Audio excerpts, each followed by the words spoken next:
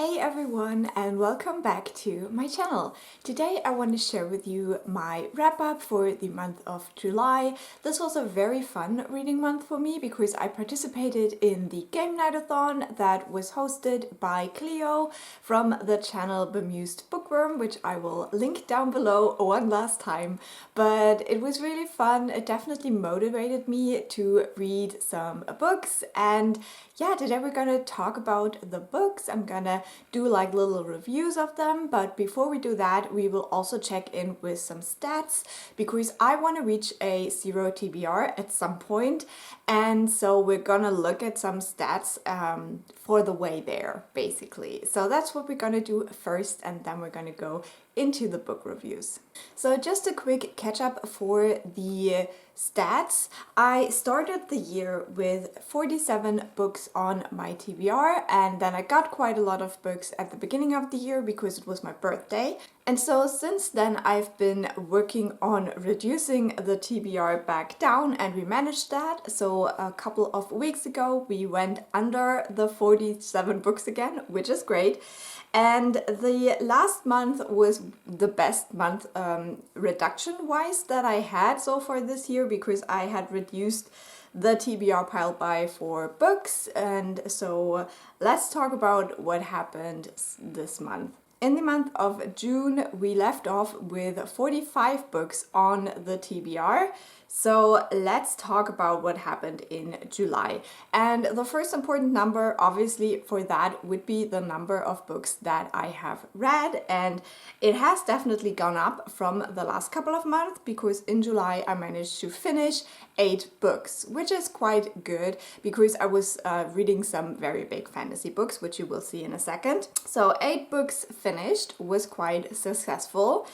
Then we have the number of books that I have bought, and that was 3, so a little bit more than I would like it to be, but you know, never mind, 3 books bought. And for the books borrowed, that is also 3. And the reason for these high numbers is that because I participated in the readathon, some of the prompts were very specific, and so to find books that fit for it, I had to reach out and not use books from my TBR just because I didn't have anything fitting. That is the problem if you have smaller TBRs, that if you're doing readathons and such, sometimes you just don't have books for the prompts. So that is why these 2 numbers are quite high. And then the last number that is important for the TBR reduction is that out of these 8 books, 1 book was a reread, so that book did not reduce the TBR, obviously, because I had already read it before.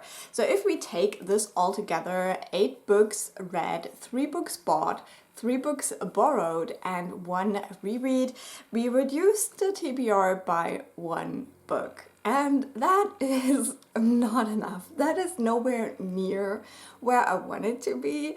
But as I just explained, it was really because of the readathon that I had to read a lot of books from the library and buy some new books that I didn't already own, but that I was very interested in reading. So unfortunately, the TBR reduction in July was a little bit pitiful. And that means that we're leaving July with 44 books on the TBR, and I hope in August we'll be able to clear up some more.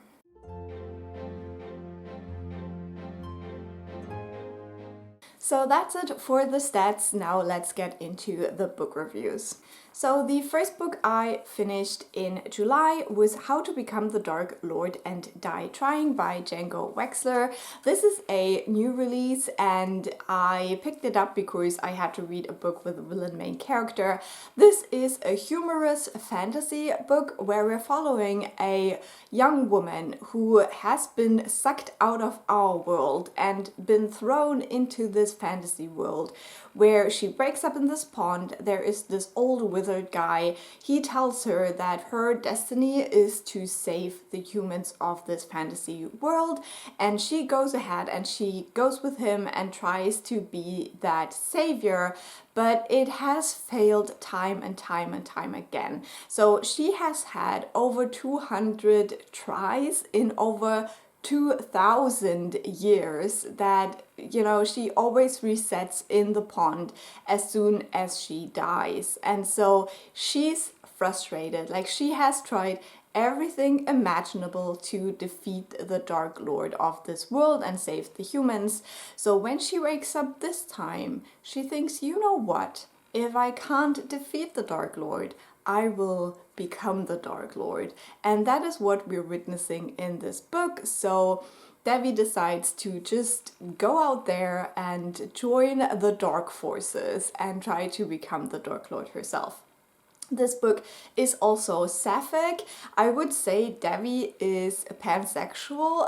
She pretty much is attracted to anything that moves, so this can be something that not everyone will love. I thought it was funny for a while, but it definitely got a little bit over the top. Like I said in my reading vlog, that I think it is important to also have some representation for the horny girls, but yeah, sometimes, because this is written from a man, sometimes you can feel it a little bit with the depiction of Devi as a main character, but at the same time, I think, yeah, we just need diversity in the representation of our fantasy heroines, so I think it still worked.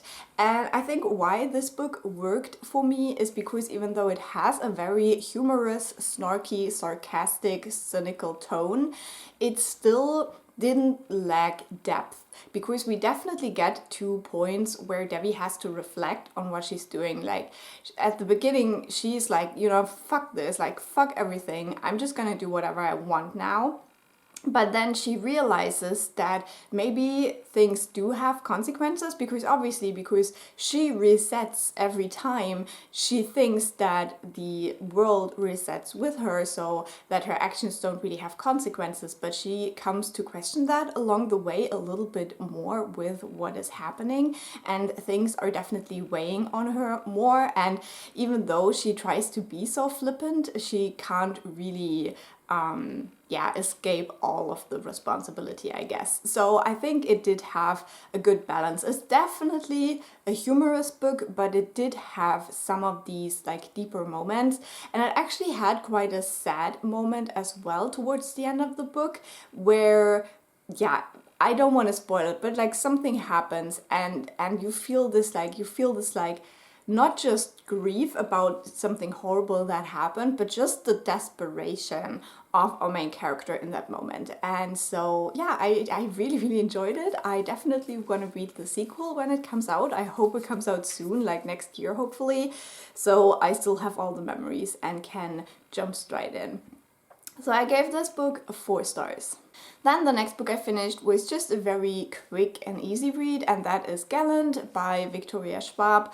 This is a book that, when you look at the cover, at least some versions of the cover have like these 2 houses, and that is Gallant. So Gallant is a house, and we're following a young girl that is growing up in an orphanage, and she is very poorly, she doesn't really fit in, and she doesn't really have any friends.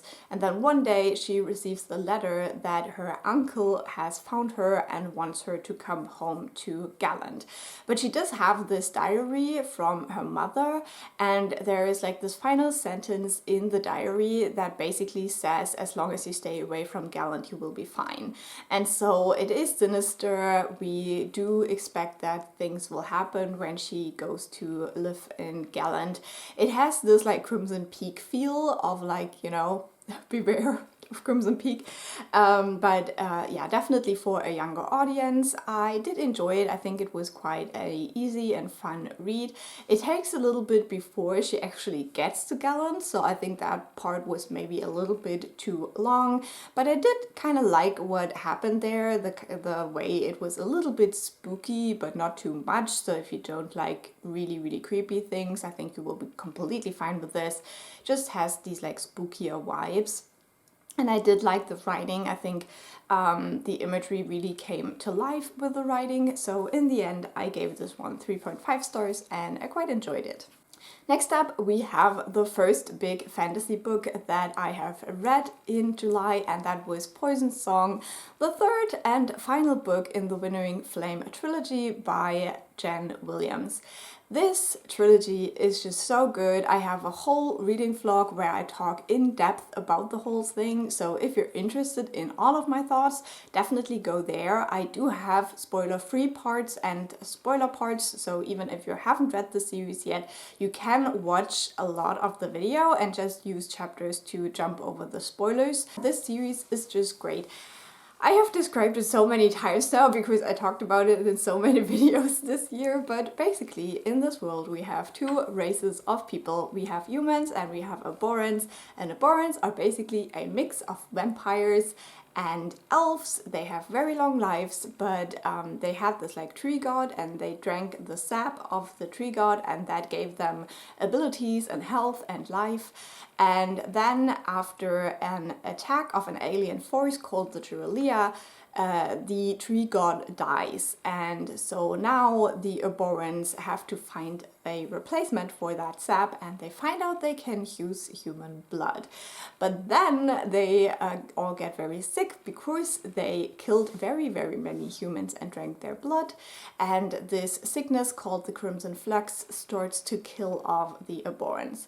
So at this point where we start the story, a lot of the Aborans have died, and there might be the next attack from this alien force like the Djèlí. And in the past, the Aborans have been the only ones who could fight them off. So now that they're basically gone, what is gonna happen? I love this series. If you want like strong female characters, a very fascinating and unique world, and a lot of like amazing character dynamics as well, like deep characters that have like history and baggage and have to work through that and all of that stuff. It's just so fascinating. I really enjoyed this series. Now in this final book, a lot of the things that we have learned in the previous books do like converge and come together, and we learn even more new things about this world and where certain powers and certain things come from and how they like fit all together and stuff like that. It was very explosive. It was a super satisfying ending. I think if you like expect certain things from a fantasy ending, this definitely did it all. It had all the feels. There were nice things, there were sad things, and yeah, our characters definitely had to pay a price for what they achieved in the end with this series. So in the end, I gave it 4.5 stars, and I would highly recommend that you read the Winnowing Flame trilogy. Then the next book I finished was a short novella, and that is The Black God's Drums by P. Djèlí Clark. This is a fantasy novella that is kind of an alternate history, and we're following a young girl in a kind of steampunk world where there is still like I think it is the Civil War going on in the US. Like, my US history is very weak. I have no idea what happened there. But yeah, there is still a war going on, but our main character lives in a city that is basically kind of like a neutral territory. They do not engage in the war, but our main character, a young girl who lives in this like tower. She's basically homeless, and she lives in this like little nook in a tower where airships dock. One day she overhears some people who have a dark plot, and so she decides to seek out some allies to stop this dark plot from happening. In the story we have a big connection to African gods. Our main character is connected to a storm god, and we also have like other gods who factor into all of this. So I love the meddling gods trope, so this was right up my alley. I love P. Djèlí Clark's writing. I think that when I read his books, I always feel like I'm there, like I can picture everything. The darkness and the grittiness of his writing is just right up my alley. I read this book for the favorite author prompt, I think, and it was definitely that. Like, I just love P. Djèlí Clark's writing, and so I really enjoyed this one as well, and I gave it 4 stars. Then finally I have something to hold up because I read a book from my actual TBR, and that was Heartstopper Volume 3 by Oseman. This is a graphic novel series where we follow Nick and Charlie, two boys who are still in school and they start falling in love. If you haven't watched the Netflix TV show, I highly recommend it. Like, I watched the show first and then my best friend got me the comics as well, so now I'm reading them too. But I do still prefer the TV show just because there's more room to expand on the side characters. But in this one, we basically have the Paris trip and everything that goes along with that. In this book, we also start focusing more on the question of mental health and bullying and especially eating disorders. So I really enjoy these. I think that these comics are very precious and I'm glad they're out there in the world.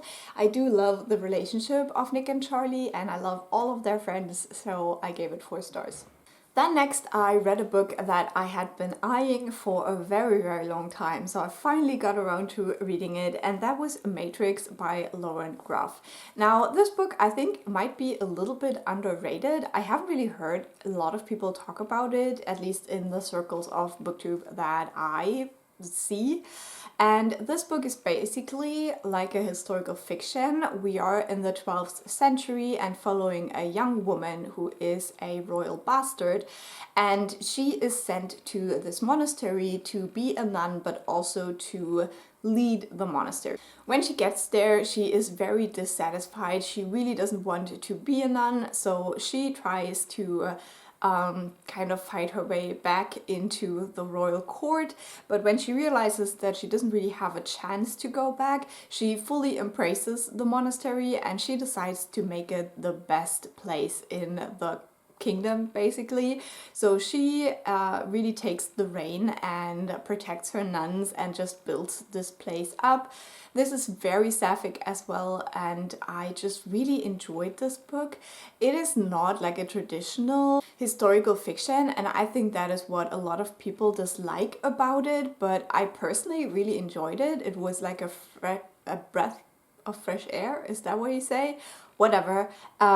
So I really enjoyed this. It is written in a very modern way, but just like imagining what the lives of these women could have been like. And yeah, I really had a great time reading this book. I think the exploration of the themes here were really great and the ending definitely touched me. Like, I was a little bit unsure how it would go while reading it, but the ending just brought it all together in such a nice way, because we're basically following the whole life of this woman as soon as she enters the monastery until she passes away. So yeah, it was very interesting to read, and I gave it 4.5 stars. Now we have more books to hold up, and we're talking about the next big fantasy book that I have read, and that was The Ruin of Kings by Jenn Lyons. This is the first book in the Course of Dragons series, and at this one we're having a very interesting setup, because at the beginning of the book we meet two people, Kieran and Talon, and they're in a prison. Kieran is the prisoner and Talon is holding him a prisoner, and Talon is like, tell me your story. But the thing is that Talon isn't human. She is some kind of being that can basically eat up memories of people. So Kieran is like, you already know everything about me. Like, I don't have to tell you anything. You already know all of it. And she's like, yeah, but just humor me. And so they kind of strike this deal where they tell his story. So basically, Kieran starts the story off at a moment in his life when he is sold as a slave and everything that happens afterwards. And then Talon is like, well, I would start the story way before that. So she starts when he is a young boy who basically lives in a brothel, and he is adopted by a man who's a musician, a blind musician. And he doesn't really know who his parents are, but things start happening. Like, he's a little thief and he witnesses something that is very dangerous. So this was such an interesting read because of the way this is told. You have these two timelines, but then also like one is first person, one is third person. But then you also get footnotes because what you're reading is a transcript, and there is a third person who is writing the transcript and at some points uses footnotes to insert his own thoughts. And this third person also shows up later in the book. So this was, I can't hold it up the whole time, I'm sorry. This book is so heavy. I don't know what this edition is because the sequels are not that heavy. Like the paper is so heavy with this book.